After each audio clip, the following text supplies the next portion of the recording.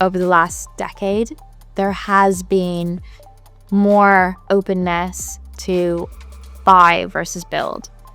But what are you finding when it comes to buying versus building, specifically in the archiving space? Right, so build versus buy. As a topic, that comes up a little bit less now than it used to, but it still comes up. In fact, it came up only last week. I think organizations have really begun to understand what they're getting involved with when they start to build. So software development in general is very failure intensive. We know between 70 and 80% of projects never achieve what they're meant to achieve, apart from spending the budget maybe.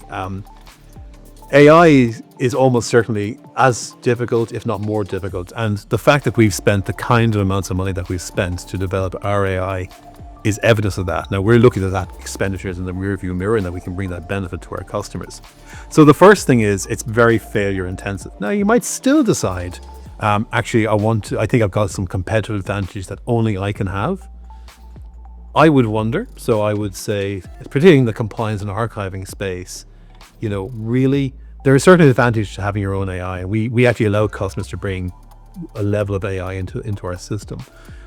But at the same time, there's also a lot of advantage in this space around herd immunity, because things that are seen by your competitor may be seen by them before it's seen by you, and you never have the opportunity to get any of that benefit if you develop your own AI completely on its own.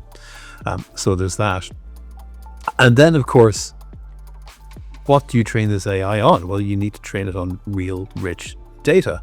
And as part of that real, rich data, I would imagine, always has to be large volumes of let's call it customer type data, actual communications, for example.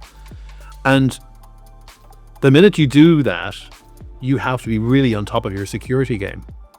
So, I can think of several examples over the years where customer data was brought into a development environment or a test environment and got lost or copied or put on the USB stick or Lord knows what, because it's no longer that secure production environment. So I would say there's an awful lot of risk, financial, security, time to market that comes with building your own stuff.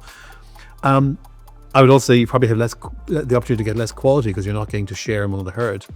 What I would say though, that if you think there's an element, so I suspect an organization is fooling itself if it thinks it can get some inherent long-term benefit from its data on its own. But where they might get benefit, and this is really important, they might say, there's a particular aspect of this problem. Maybe it's because we're the only company that's involved in pharmaceutical research for this disease and that, whatever it happens to be. Then they might have an advantage of building a piece of AI, a specific model that has to fit into that AI workflow. And that's why, for example, with our archive, we allow you to use the Google Vertical technology. So you can have a complete data science environment in that secure archival environment. The data's not going anywhere, it's not going to get lost, it's not going to get copied, it's not going to do anything.